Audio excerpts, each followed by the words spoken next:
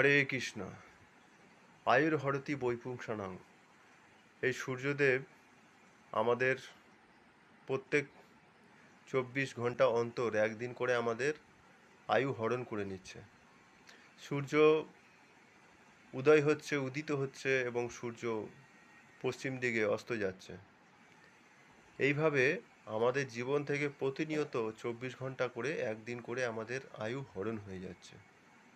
তা শাস্ত্র বলছে এই আয়ুকে আমরা কিভাবে বাড়াতে পারি, এই আয়ুকে বাড়ানো যায়।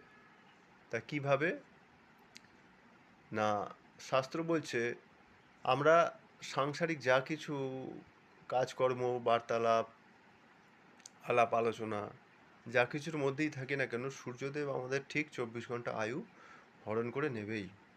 কিন্তু আমরা যদি হরিকথার মধ্যে থাকি, যতক্ষণ অবস্থান করব, আমরা হরিকথা যতক্ষণ শ্রবণ করব, তো শাস্ত্রে এরকম বলা আছে যে সেই সময়টুকু সূর্যদেব আমাদের আয়ু থেকে হরণ করতে পারে না।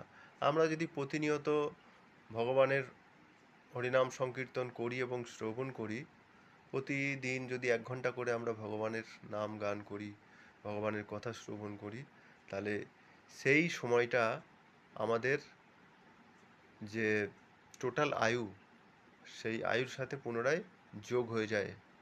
1 ঘন্টা শুনলে 1 ঘন্টা, 2 ঘন্টা হলে 2 ঘন্টা, এরকম করে।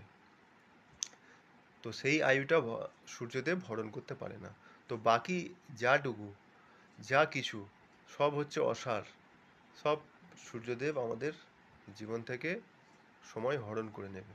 হরে কৃষ্ণ।